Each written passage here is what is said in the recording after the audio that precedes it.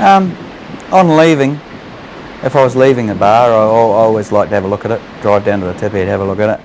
Run in the river, set across the river mouth, height of the waves, whether they're breaking, whether there's lots of little combers or whether they're big dumpers.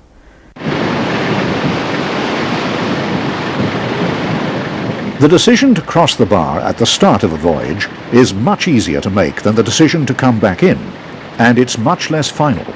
I've turned around in the river on about 4 or 5 occasions. Same thing, I've had a look at it, taken the boat down the river and said no, it's not for me. Because from the tippy it can be deceptive. You're deceptive how tall they are, how heavy they are, how much runs in the river. No, I'd prefer to be a live cow than a dead hero, and I'm not in the sort of practice of satisfying the people on the tip head either, if I can help it. There's been many occasions where we've decided not to sail. It's a bit of a luxury when you're at home, because you can go down, and if you don't like the way the bar's looking, well, you're at home, you get to go back to your own bed that night. So it's a lot less pressured call than coming in, sitting out off the bar, wanting to come home.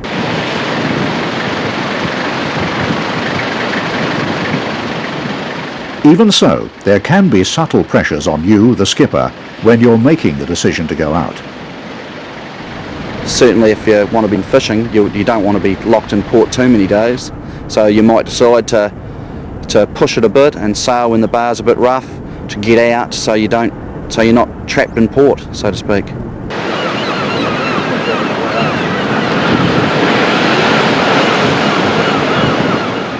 But unquestionably, the decision to come in is the hard one. And there are lots of factors that make your life as a skipper difficult at decision time. Going pretty good, eh?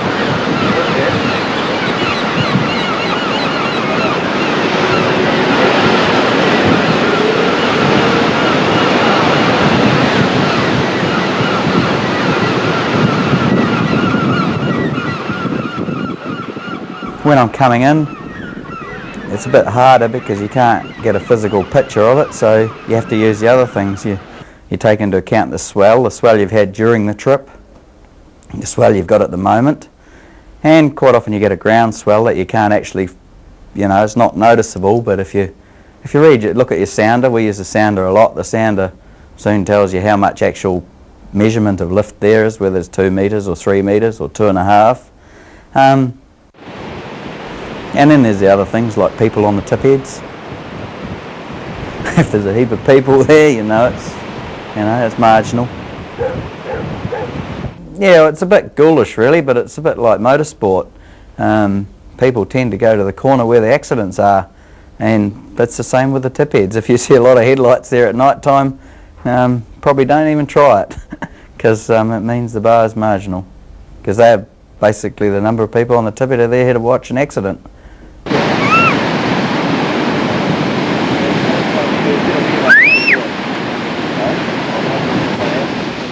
What the gladiator spectators on the tip head have come to see is what happens when a skipper has made a wrong decision. For in marginal conditions, choosing to stay out or come in is the most important single decision the skipper must make.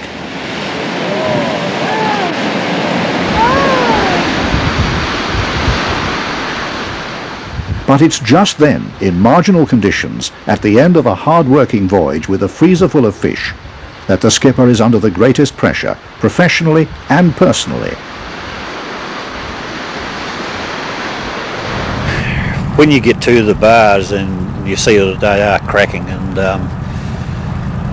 you've got to make a decision whether to go in or not, it's a very hard decision to make, for the simple reason you know that 200 metres through that white water, you can be tied up to a wharf, you can be in comfort, you can go and have a beer, you can go home. And that temptation is very, very strong.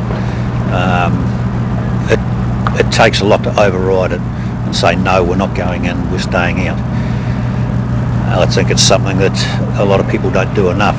But as I say, I know I've been in that situation with how it's only 200 metres here, we can get through it.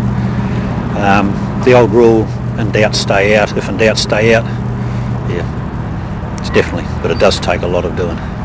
Oh, there's numerous pressures involved. There always is with fishing. Number of days at sea, number of days the catch is on board at sea, turnaround times, reason for the turnaround times, air freight, etc.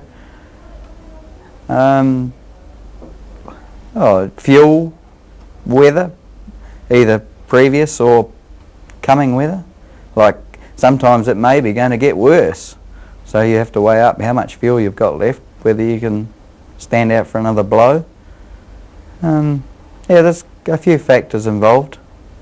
When your body's totally wrung out, you've had 3 or 4 days of rough weather, and then you're pushing it to the limit. You know, you can't sleep, it's too rough to sleep, you're just forcing yourself to stay awake, and that's when you make bad decisions, and little thoughts like that creep in, you know, and I think that sort of thing has caused the odd person to go in when they shouldn't have. It's always a hard one. Once you've decided you want to go home, you can see the lights of Auckland, and it is hard to stay out there when you know that you want to come in and have the comforts, but at the same time you've got to weigh the safety of that. You know, it's like saying whether you want to go down the motorway at 180k, you know that's going to be dangerous, so you don't do it. Basically, it's every individual skipper's decision. Yeah, I personally have had to approach the bar on numerous occasions and turn away because I've made the decision. Owners, processors, etc. might not agree with it, but the name of the game is to, you know, if it's too dangerous, it's too dangerous. I have to confess that my boss wasn't all that happy with the way things went on the bar that day. Yeah, they weren't overly impressed. They were happy we'd come in. We were full of fish. They were happy about that.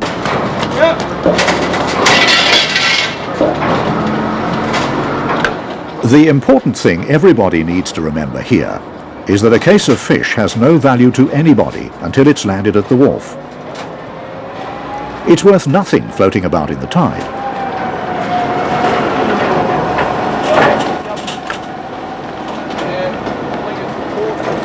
Okay, the sooner you get it in, the more it'll hold its value. But when it's rough and you're trying to make up your mind whether to come in or not, remind yourself that everybody loses if you don't make it. And you stand to lose a hell of a lot more than money. I'm not actually a fan of going in over a breaking bar in the darkness. I'd rather actually stay out. You know, stay out, anchor up offshore, and then have a look next morning. Because once again, you know, if it's the top of the tide, you've virtually got like a 12-hour stand down to the top of the next one.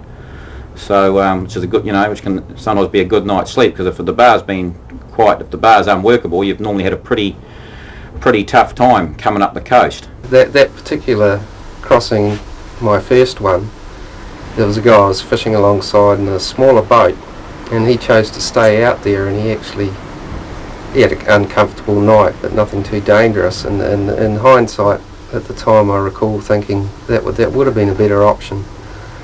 But you never know. It could have been 10 or 15 knots stronger, the wind out there, and he could have had a hell night. You know, it's these are the choices we have to make. If you think it's marginal, and even if you're not sure, just don't try it. There's another tide. There's another day. On the west coast, if it's a southwesterly airstream, just bite the bullet and go to Westport, because Westport will be good. And if it's northerly, you know, try Greymouth or go to Jackson's. But yeah, the overall name of the game is just keep yourself and your crew alive. There has been quite a few occasions where I have approached the bar, and either from advice ashore or on my own call I've decided not to try and cross it. It's just too much. On those occasions we just dodge back out to sea. Well, you can get offside with your crew very quickly. They can only see the fact that they can get inshore or get into port. If you've made the decision and it's after the tide, and well, you normally just put the head into it and dodge away, just idle away into it, come back the next high tide and have a look. I remember one night spending the whole night with about 6 boats stooging around, just dodging the weather. It was too rough to go in, and we're waiting around to daylight to go in, and we had a hell night. That was a shocker. But as daylight was breaking, there was I heard a couple of guys talking, and they were saying things like, it's shit, I hope that bar's good in the morning, and the other guy saying, I don't care what it's like, I'm going in there, I'm not staying out here. And I could see where he's coming from, I could understand, but that's just not an option. You can't do that. I mean, if it's no good, it's no good. You just have to accept that. If you've got doubt about the bar, it will be normal practice to call someone up on shore to get advice on the bar, because it doesn't matter how many years you've been fishing, it still pays to get advice for a bad bar.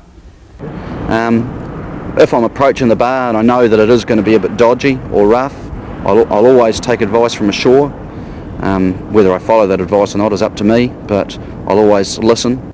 I will ring up and get advice from the tip head on the flow in the river, on the set across the front, how heavy they are, the lulls between the breaks, etc. But I don't really expect someone to instruct me from the tip head, mainly because I'm on the boat and they're not. Actually getting people to say do or don't is not, it's really up to the skipper on the day. It is the skipper's call at the end to decide to come in. Like most skippers that call up to get advice, ask someone on shore that they trust to have a look. Most of those tips down there, like on the breakwaters and that there, you'll find somebody sitting there just about 24 hours a day. I think it's a bit of a circus down there. They all come down to see who's going to arse up, but there's always somebody there.